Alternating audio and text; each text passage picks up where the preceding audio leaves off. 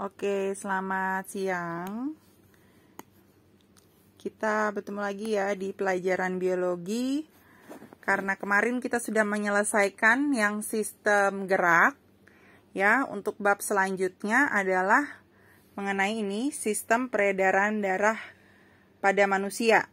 Nah, sistem peredaran darah manusia berarti kita harus tahu ya yang paling terdiri dari 3 bagian utama, yaitu jantung, pembuluh darah, dan darah itu sendiri gitu. Karena yang ditransportasikan di sini adalah terutama adalah sari-sari makanan dan juga oksigen gitu ya. Jadi yang paling pertama kita bahas dulu adalah jantung.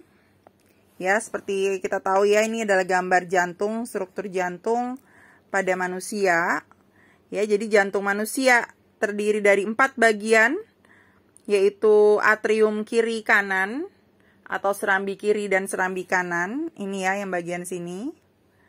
Dan yang kedua adalah bilik ya. Bilik itu bisa bilik kiri dan bilik kanan. Jadi kalau kita lihat ya di sini ini misalnya serambi itu yang mana? Serambi itu yang atas nih. Nah, jadi ini yang serambi. Nah, ini ada yang kiri, ini ada yang kanan. Sedangkan bilik ya, atrium atau ventricle itu adalah yang bawah. Nah, ini yang kiri, ini yang kanan.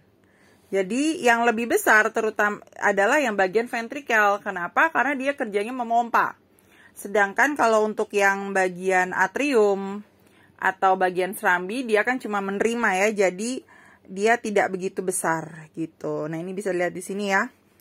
Dinding ventrikel lebih tebal daripada dinding atrium karena ventrikel itu harus memompa darah. Jadi yang dipompa itu di sini ya. Kalau yang bilik kiri memompa ke seluruh tubuh, sedangkan kalau yang bilik kanan itu memompanya ke paru-paru gitu. Ya, bisa dilihat di situ. Oke. Nah, ini bisa kalian baca. Nah, di sini adalah skema peredaran darah ya. Jadi skema peredaran darah itu seperti ini. Jadi kalau Miss jelaskan di sini. Pertama, ya, ini gabungan antara yang peredaran darah kecil dan besar. Jadi kalau pertama nih ya, dari ini kan adalah paru-paru ya. Nah, paru-paru itu setelah dia menerima oksigen dari sistem pernapasan itu, dia akan masuk ke serambi kiri dulu. Nah, jadi darah yang kaya akan paru-paru, dia akan masuk ke serambi kiri. Terus dia akan masuk lagi ke bilik kiri atau ke ventrikel kiri. Nah, di ventrikel kiri inilah yang terdapat pembuluh darah terbesar karena dia itu memompa ke seluruh tubuh. Jadi memompa ke tubuh bagian atas, juga memompa ke tubuh bagian bawah, pokoknya ke seluruh tubuh. Nah, nanti dari tubuh itu dia akan O2-nya itu akan ditukar ya. Jadi darah yang tadinya kaya akan O2 terus kan dipakai ya oleh sel-sel tubuh menjadi darah yang kaya akan CO2. Nah, darah yang kaya akan CO2 masuk ya, akan masuk ke sini. Ya, akan masuk ke dalam sini. Masuk ke dalam serambi yang bagian kanan. Nah, nanti masuk ke bilik kanan, nanti dipompa lagi ke paru-paru. Nah, nanti dipompa ke paru-paru di sini, ditukar lagi. Jadi yang CO2-nya ditukar lagi dengan O2 dan akhirnya terus berlangsung seperti itu. Itu disebut sebagai sistem peredaran darah. Nah, kalau yang melewati paru-paru itu disebut peredaran darah kecil, sedangkan kalau yang melewati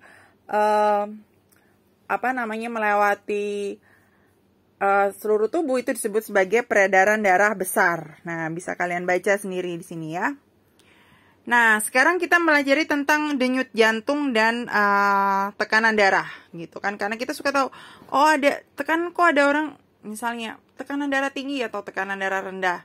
Itu yang dilihat dari apa gitu ya. Nah, kita bisa lihat di sini.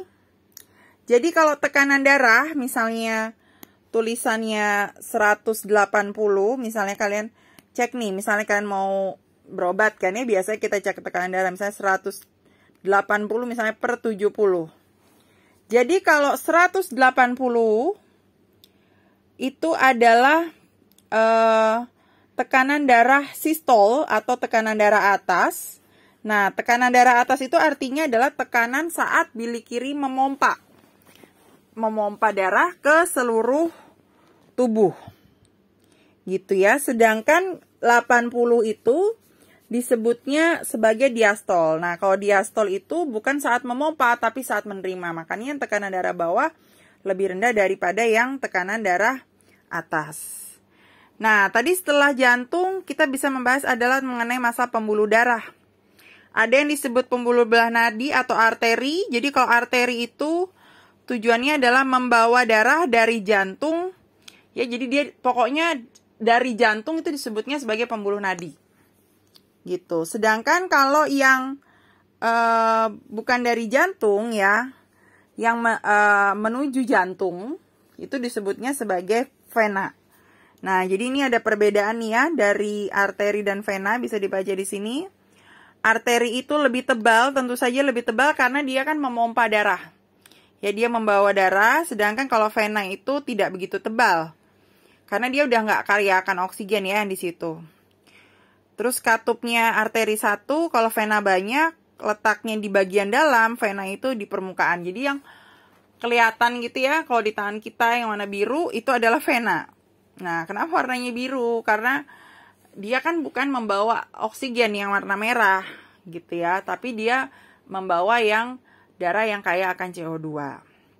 Terus kalau arteri itu tekanannya kuat, jika terpotong darahnya akan memancar, sedangkan kalau vena tidak ya, jika terpotong darahnya menetes.